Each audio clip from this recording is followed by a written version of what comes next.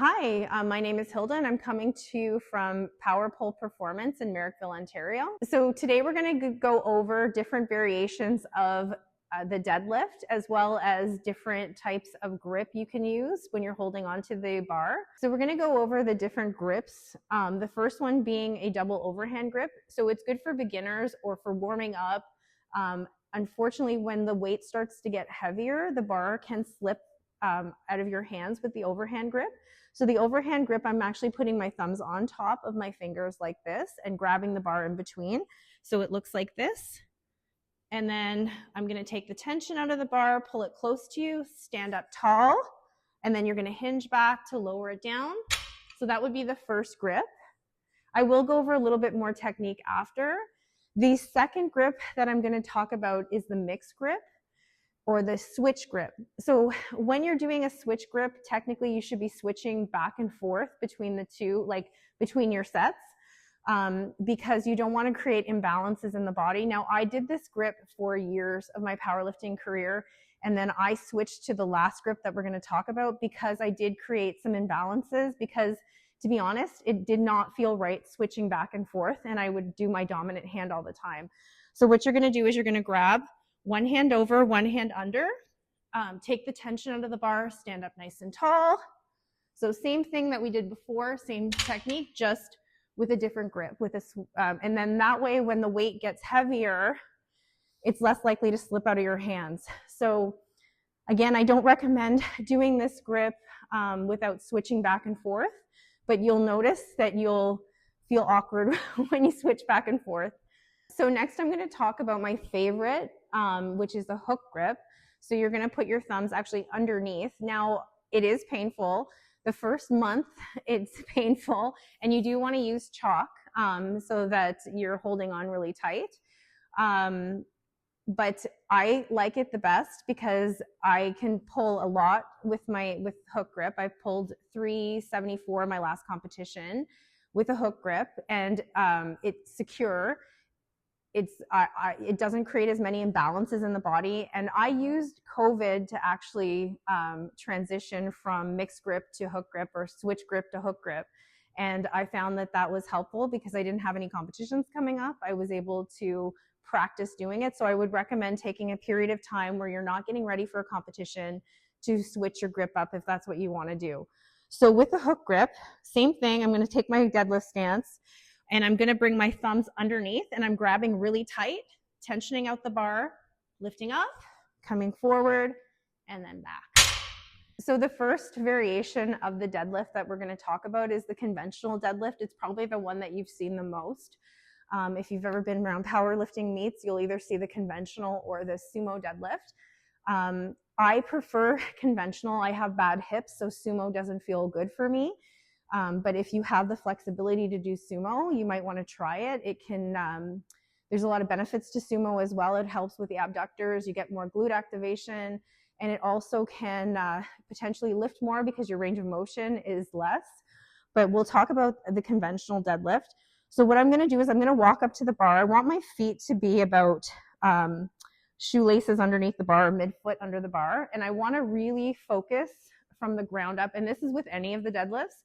So I'm really gripping the floor evenly with my feet, pushing like mid-foot pressure, and then I'm tensioning so that I can feel all of my muscles activating. I'm going to reach for the bar with my arms really long. Now I'm going to do my preferred hook grip.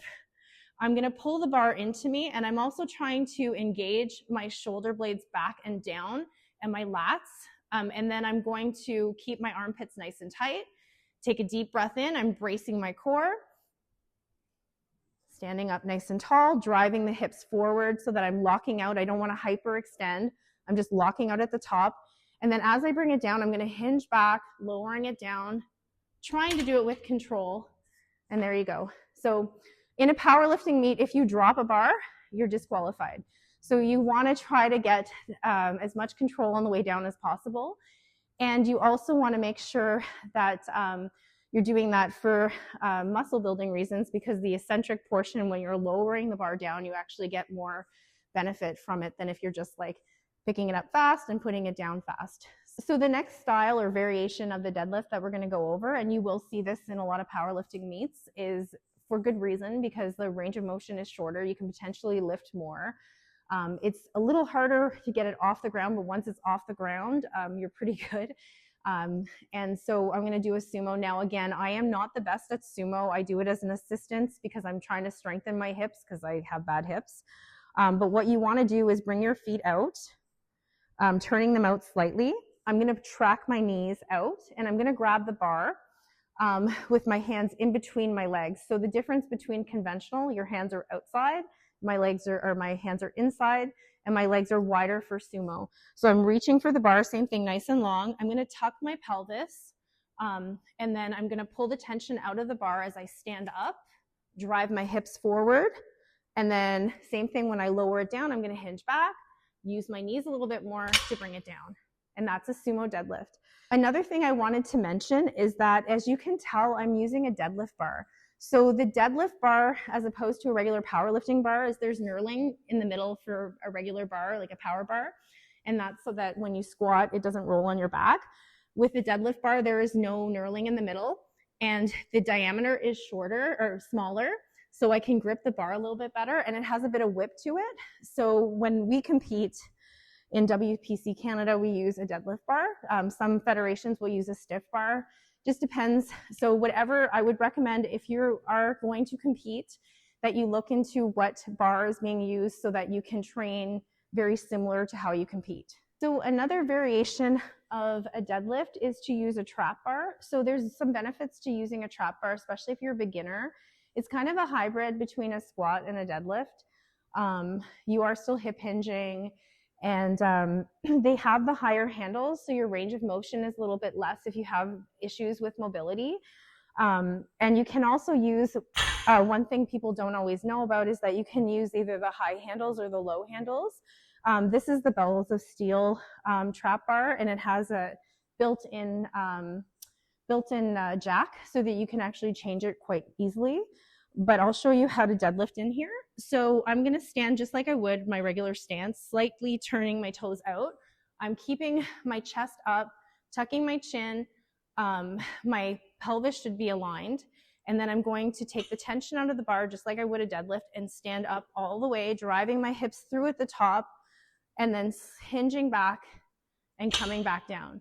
And again, if you have better range of motion, but you still want to do a neutral grip, you can do the low handles so that you have, so it mimics more of the height of a deadlift, but you're in that neutral grip position. So I'm still going to do the same thing. I'm just a little bit lower, and then I'm going to stand up nice and tall and then come back down. Good.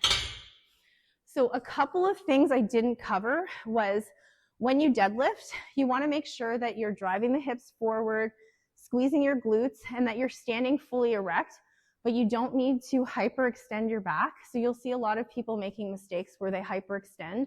The other common thing you'll see is the rounding of the back like that. You don't want to do that in a deadlift. If it's a maximum load and you're doing it for competition, it's iffy, but you want to try to practice as much as possible with good form, and then hopefully that form will transfer. I know as we do 1-rep maxes and stuff, our form will go out the window a little bit, but the more you practice with good form, hopefully that the cleaner your deadlift will look in a competition. So thank you for listening, and hopefully in the next little bit I'll be coming out with more content. So I am going to be turning 50 this year, so I'm trying to get myself out there more. This is my gym, Power Pole Performance. So not only do I do powerlifting, but we will be doing content on pole as well. So stay tuned, and thank you for listening.